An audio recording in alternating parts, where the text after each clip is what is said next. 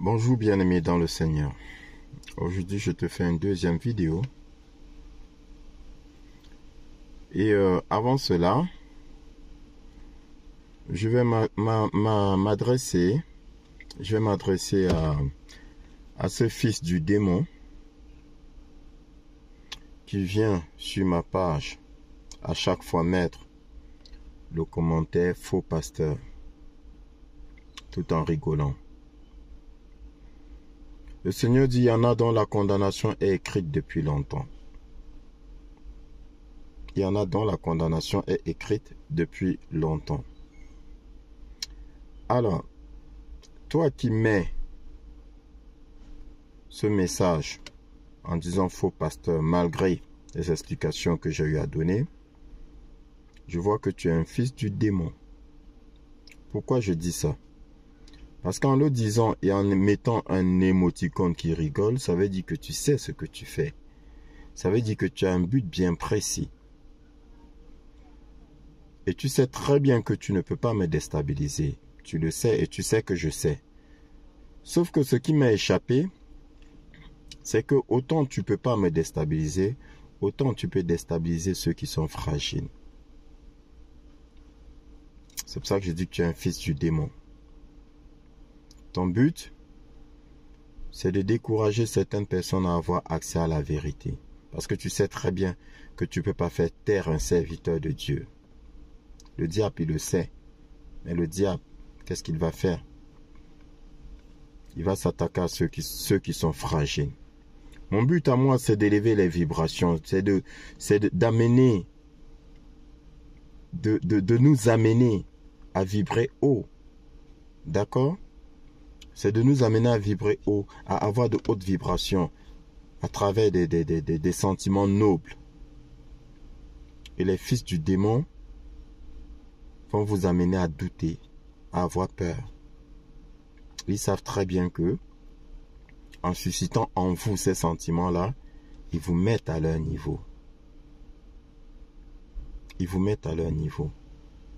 Et comme je l'ai si bien dit, les critiques vont me permettre de développer certains sujets qui sont importants pour toi, bien-aimé du Seigneur. Et ce sujet important aujourd'hui, à travers la réaction de ce fils du démon, c'est que, bien-aimé, quand je t'explique que c'est une question de vibration, il faudrait que tu comprennes très bien. Tu sais, je vais prendre deux exemples. Tu as un exemple, pardon. Tu as le loup, un loup et un aigle. D'accord? Comment peuvent-ils combattre? Je ne sais pas si tu comprends ce que je veux dire. Où vont-ils combattre? Et qui va choisir le lieu du combat? Je répète, tu as le loup et puis tu as l'aigle. Le loup, il est sur terre. L'aigle, il est dans les cieux, dans le ciel, d'accord? Il est dans les hauteurs. Pour que le loup combatte avec l'aigle, qu'est-ce qu'il faut?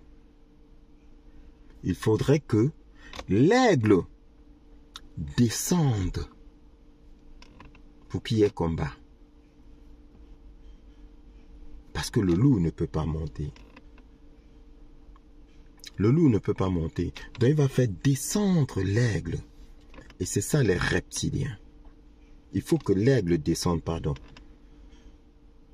Donc, pour combattre, pour qu'un reptilien te combatte, il faudrait que toi, tu descendes de tes hautes vibrations pour aller au niveau des basses vibrations.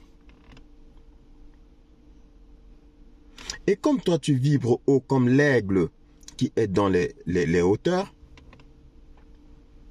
et que lui, reptilien de son état, fils du démon, il veut t'atteindre, qu'est-ce qu'il va faire? Il va susciter en toi des sentiments qui vont faire en sorte que tu vas te retrouver sur des basses vibrations. Donc tu ne seras plus dans les hauteurs. Tu vas chuter, tu vas descendre. Et là, il peut poser sa patte diabolique sur toi. Je ne sais pas si mes explications, mon exemple t'édifie un peu. Donc c'est toi qui donnes la possibilité au fils du démon de te combattre. C'est toi qui lui donnes la possibilité. Parce que vous n'êtes pas sur les mêmes ondes, sur les mêmes vibrations. Toi tu es là et lui il est là. Toi tu es là, lui il est là. Toi tu peux descendre mais lui ne peut pas monter. Tu peux le retrouver. Mais lui il ne peut pas te retrouver. D'accord? Et comme il veut absolument abuser de toi, il te manipule pour que toi tu le retrouves. Il te manipule pour que toi tu descendes, bien-aimé dans le Seigneur. C'est pourquoi l'apôtre Paul dit, soyez toujours joyeux. Parce que tant que tu seras joyeux, tu seras sur des hautes vibrations. Tu vas rester dans les hauteurs. Et le fils du démon, le maudit, il ne pourra pas t'atteindre. Donc il manipule. Je sais que beaucoup parmi vous ont vécu avec des fils du démon. Ils font tout pour vous créer la peur en vous, pour vous rabaisser. Ils vous méprisent, ils vous font comprendre que vous êtes nuls, que vous êtes des incapables, que vous êtes. Tout cela pour que de vous-même vous descendiez. Parce que lui qui est en face de toi, c'est une question, c'est comment je vais dire, c'est une question d'énergie et c'est une question de vibration. Ne marchez pas par la vue. Vous êtes tous les deux sur terre au même endroit. Ça c'est physique. Mais pour t'atteindre c'est spirituel. Mais toi tu es là en esprit et lui il est là. Le combat est spirituel. N'oublie pas, bien-aimé. Toi tu es là, lui il est là. C'est pas parce que vous êtes là tous les deux face à face là. Ou bien même dans le même lit. Non, non, vous ne vivrez pas pareil. C'est pourquoi certains, quand ils vont chez les marabouts, pour t'atteindre, le marabout dit quoi? Je ne le vois pas. Parce que tu es dans les hauteurs. Il ne peut pas te voir. C'est écrit, ma vie est cachée avec Christ en Dieu dans les lieux célestes. Mais comment est-ce que vous comprenez la parole? Les faux pasteurs ne vous expliquent pas ça. Et ça me fait mal. Ma vie est cachée avec Christ en Dieu dans les lieux célestes, dans les hauteurs. Dans le fils du démon, le reptilien, descendant du serpent ancien, tu marcheras sur ton ventre, dit le Seigneur. Au serpent qui avait trompé Adam et Ève, tu marcheras sur ton ventre.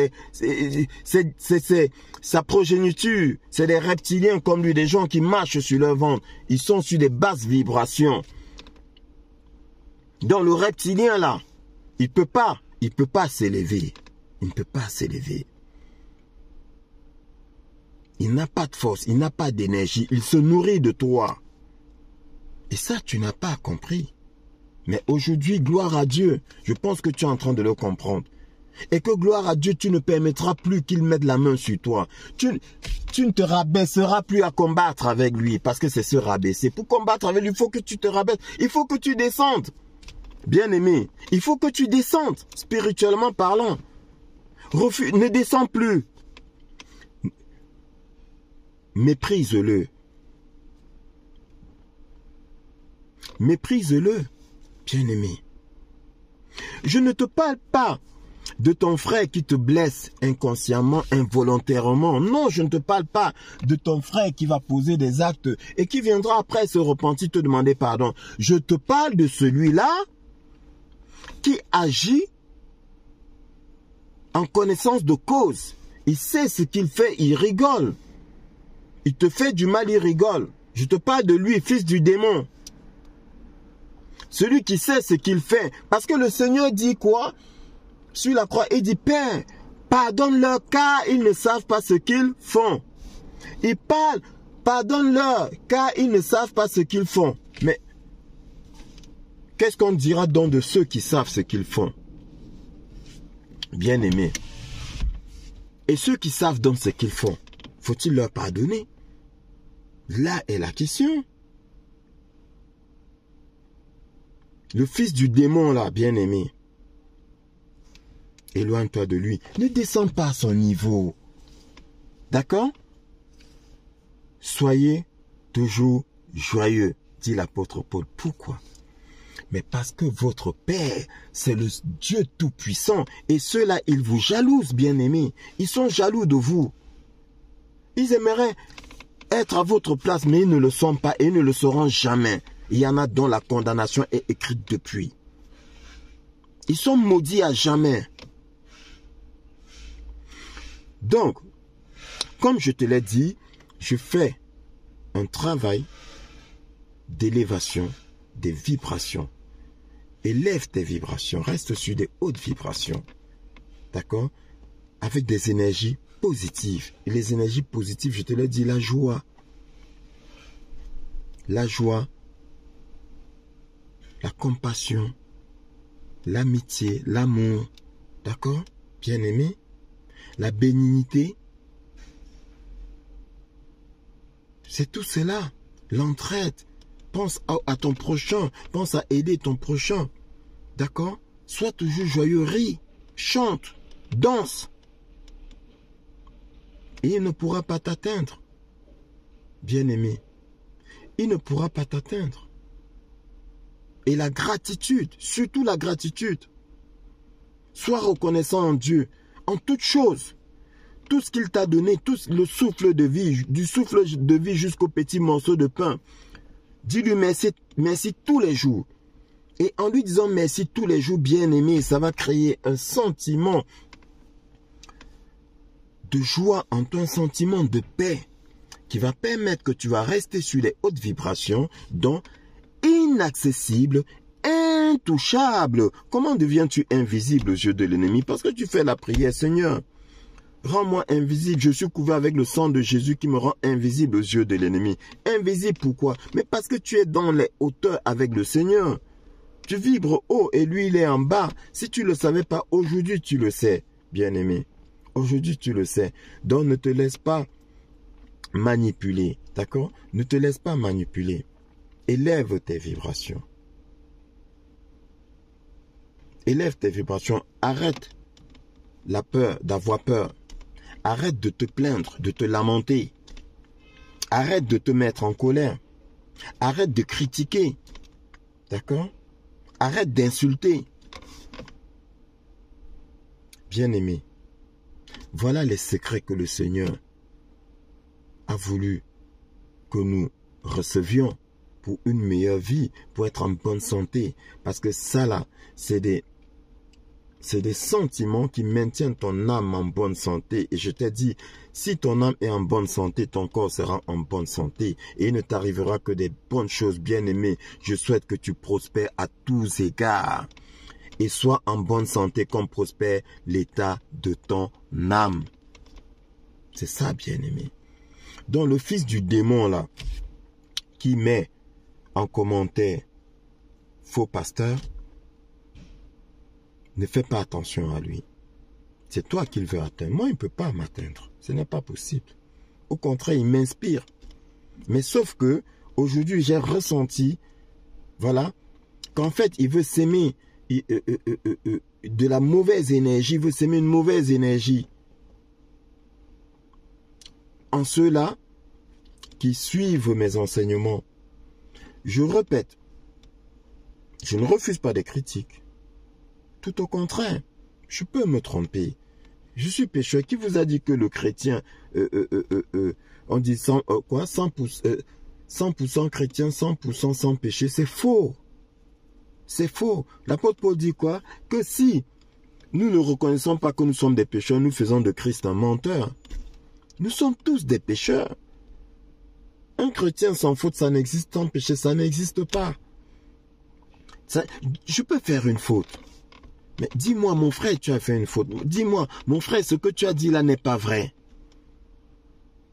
Je le prendrai avec plaisir, je vais vérifier et je vais m'excuser.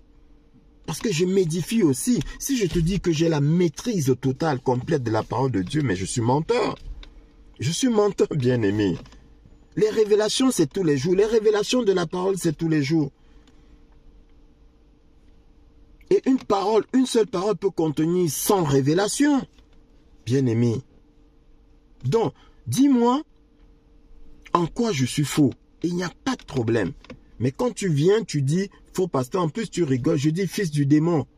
Que le Seigneur te maudisse au nom de Jésus-Christ. C'est lui qui va s'en charger, c'est pas moi. Il nous a demandé de garder de bons sentiments. Il nous a demandé de ne sortir aucune mauvaise parole de notre bouche. Donc, je demande au Seigneur de te maudire. Moi-même, je ne te maudis pas. Je demande au Seigneur de te maudire.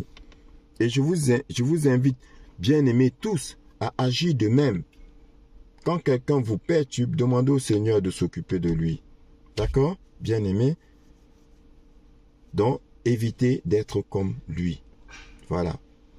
Si quelqu'un est injurieux, évite d'être injurieux.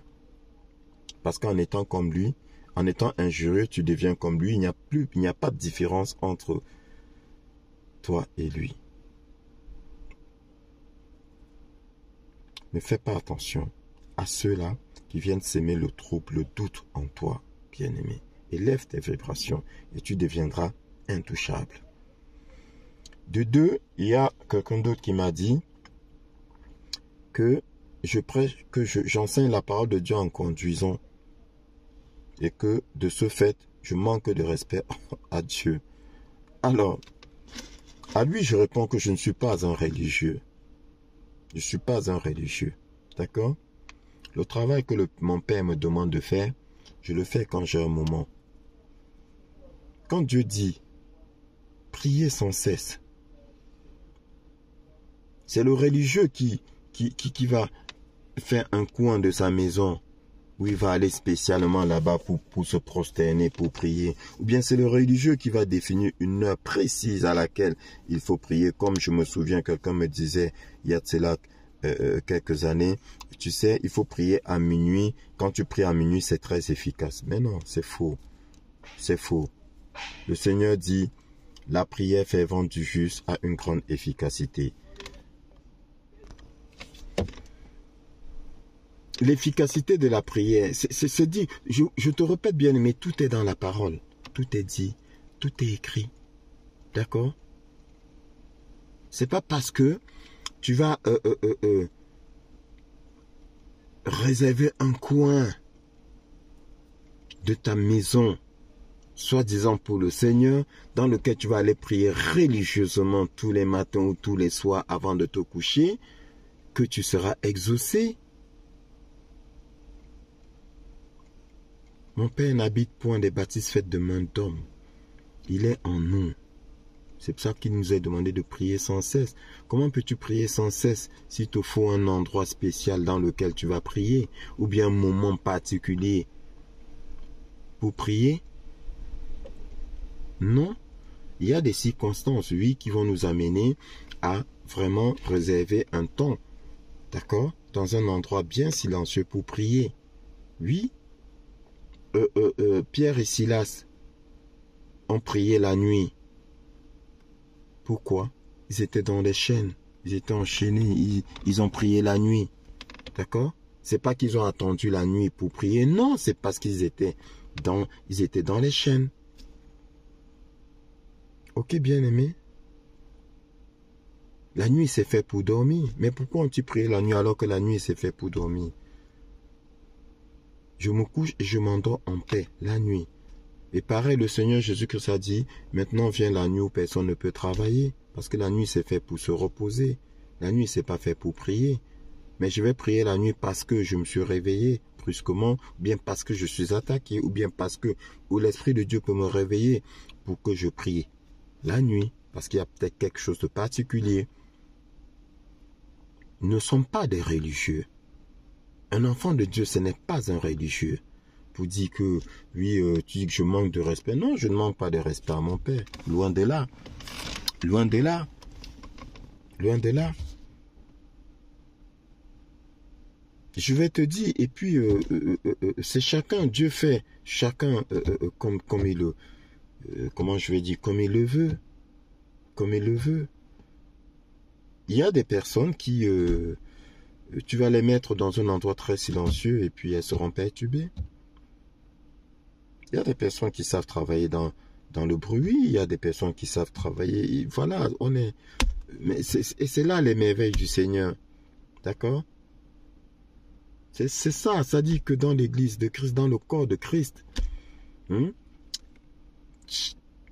tout un membre est particulier, tout un membre a sa fonction, mais tous les membres contribuent à l'édification, au fonctionnement du corps de Christ, de l'église de Christ. Donc ce n'est pas parce que je vais vous parler en conduisant que ça signifie que je manque de respect à Dieu. En même temps, il dit sanctifie-toi. Je vous ai déjà expliqué. Je suis déjà sanctifié. Tout chrétien est déjà sanctifié. Bien-aimé. Tout chrétien est déjà sanctifié. Vous devez savoir que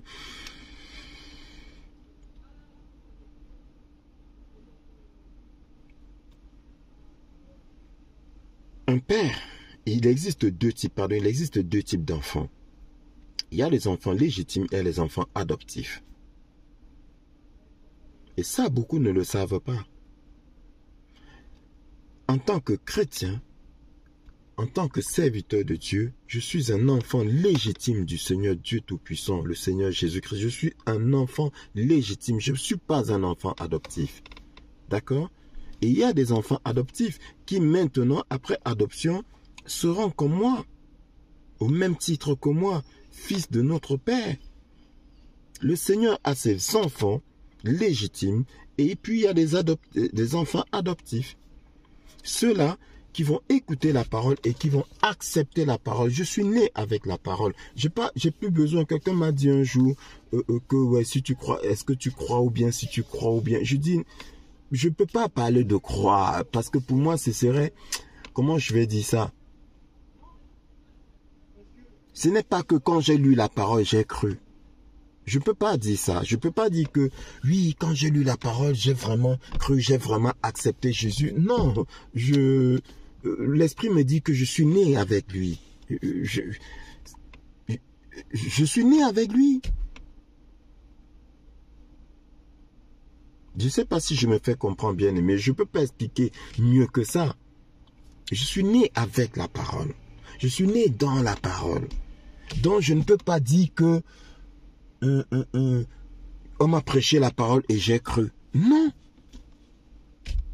Je ne peux pas dire ça. Je sais qu'il est mon père dès la naissance. Je le sais. C'est là. C'est là. Donc je suis déjà sanctifié.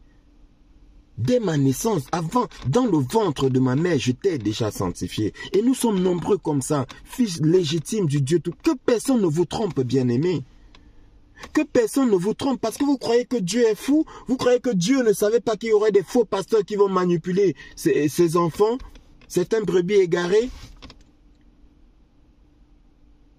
C'est pour cela que, quand on dit qu'il y en a dont la condamnation est écrite depuis longtemps, ça veut dire qu'il y en a, les noms sont déjà écrits. Ceux-là, tu as, fils du démon, voué à la géhenne.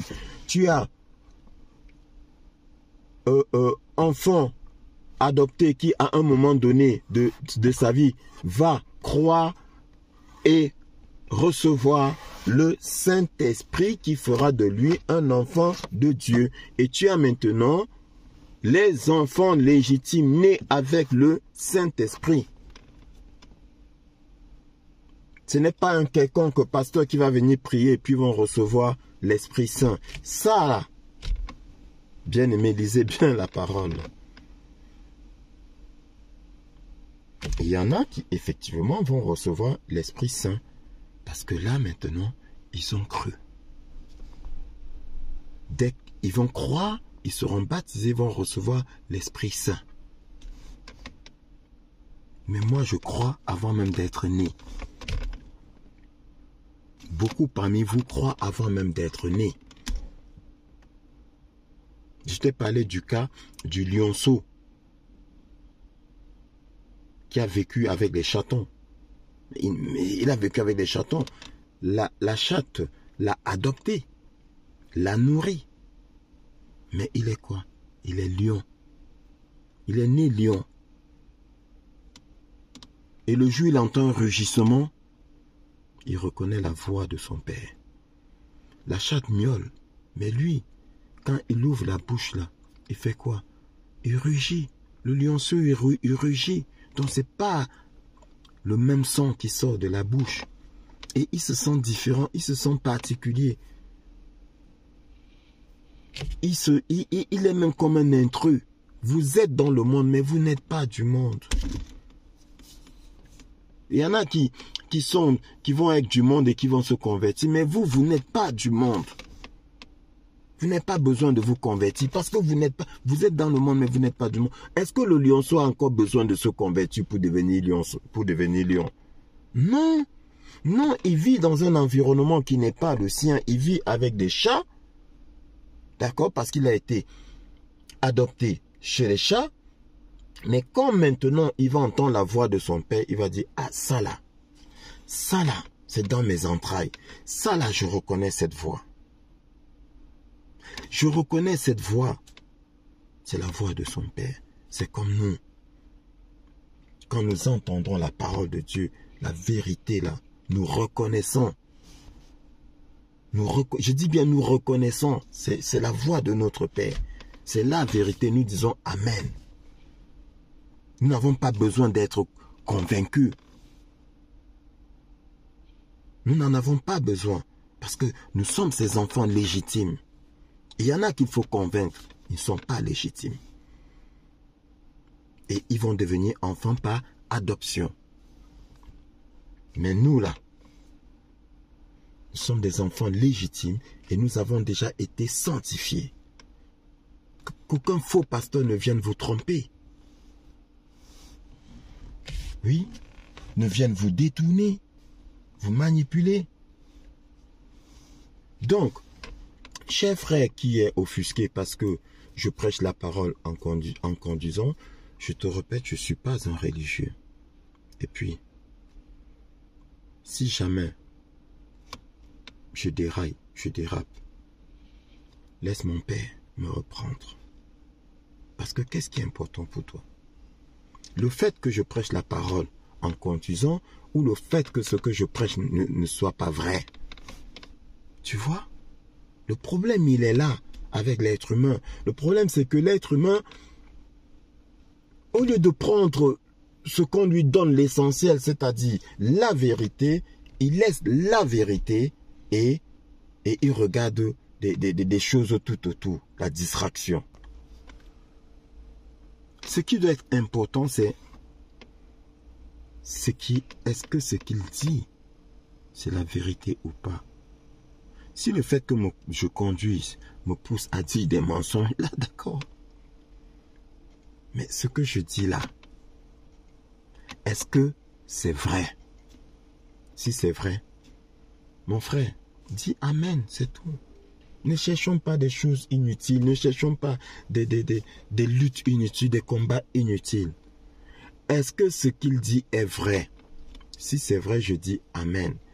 Je vous parle toujours, et je ne sais même pas pourquoi est-ce que j'insiste avec ce monsieur-là, le pasteur Gédéon de la Tchétchouva. Allez sur Internet, Gédéon de la Tchétchouva. Beaucoup critiquent, beaucoup disent, ouais, machin, il dit ci, il fait ça, il fait... Mais est-ce que ce qu'il dit est faux? Ouais, il se prend pour qui? Parce qu'il dit que, à part lui, il n'y a pas de vrai pasteur. Mais en fait, il n'est pas en train de vous dire qu'il est le seul. Il est en train de dire que si quelqu'un ne dit pas ce qu'il dit là, si quelqu'un ne prêche pas ce qu'il prêche là, c'est un faux pasteur. Mais pourquoi est-ce qu'il dit ça avec assurance, bien-aimé? Parce que ce qu'il dit là, ce n'est pas lui qui dit. Mais comment est-ce qu'on va comprendre ça? Ce qu'il dit, ce n'est pas lui qui dit. Ce qu'il dit, c'est Dieu qui dit. C'est l'Esprit Saint qui parle, qui dit, c'est la vérité. Va vérifier. Si tu vas vérifier, c'est pas vrai, d'accord. Mais quand tu vas vérifier, c'est vrai là. Mais pourquoi tu critiques? Il y a quelqu'un qui m'a dit, ah le fou là, ah mais comment tu peux écouter un fou? En quoi est-il fou? Oui, il est fou de Dieu, oui, je suis d'accord. Tout comme moi, je suis un fou de Dieu. Je suis un amoureux du Seigneur. Je suis un fou de Dieu. Oui, je suis un amoureux du Seigneur, dont aux yeux des hommes, je suis fou. Mais aux yeux de Dieu, là, je suis un sage. Aux yeux de Dieu, là, ce pasteur, c'est un sage. Ce qu'il dit, c'est ça le plus. Est-ce que c'est faux? C'est pas faux. Oui, il critique les autres pasteurs. En fait, il ne critique pas les autres pasteurs. Il conteste ce que les autres pasteurs disent. Parce que il ne reconnaît pas la vérité de la parole de Dieu dans ce qu'ils disent. Il conteste ce que le mensonge qu'on dit, soi-disant sortant de la bouche de son père. Comme je te le dis, bien-aimé, si quelqu'un ment sur mon père, je vais dire que c'est faux. Je ne vais pas venir sur la page de quelqu'un lui dire que tu es un faux pasteur. Je vous dis qu'ils sont faux pasteurs, mais je n'irai pas sur leur page dire qu'ils sont faux pasteurs. J'irai, ça dit que si jamais je tombe sur ce qu'il dit, je vais dire, ce n'est pas vrai. Oui, parce que quand je dis c'est un faux pasteur, ben, il peut se tromper. Donc je vais dire ce n'est pas vrai. Mais maintenant, ceux-là, je dis c'est un faux pasteur. Pourquoi? Parce qu'on leur a dit que ce que vous dites n'est pas vrai, mais ils continuent. Ils continuent. Et parce que aussi, nous savons d'où ils viennent. Nous le savons. Il y a des choses bien aimées que les yeux ne voient pas et que par conséquent, on ne peut pas vous apporter des preuves palpables.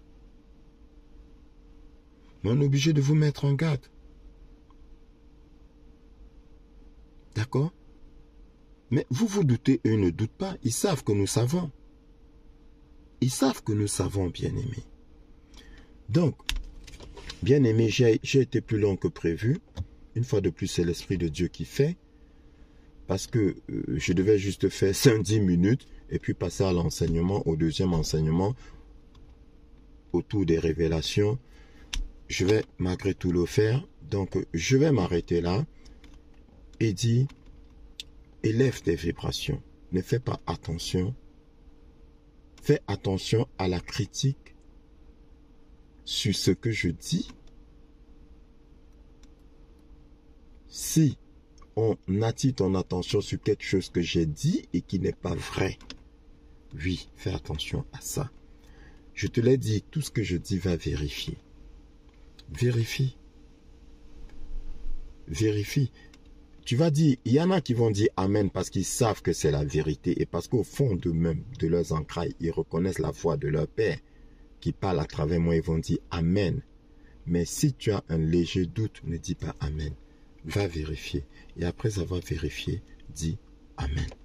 Que le Seigneur te bénisse.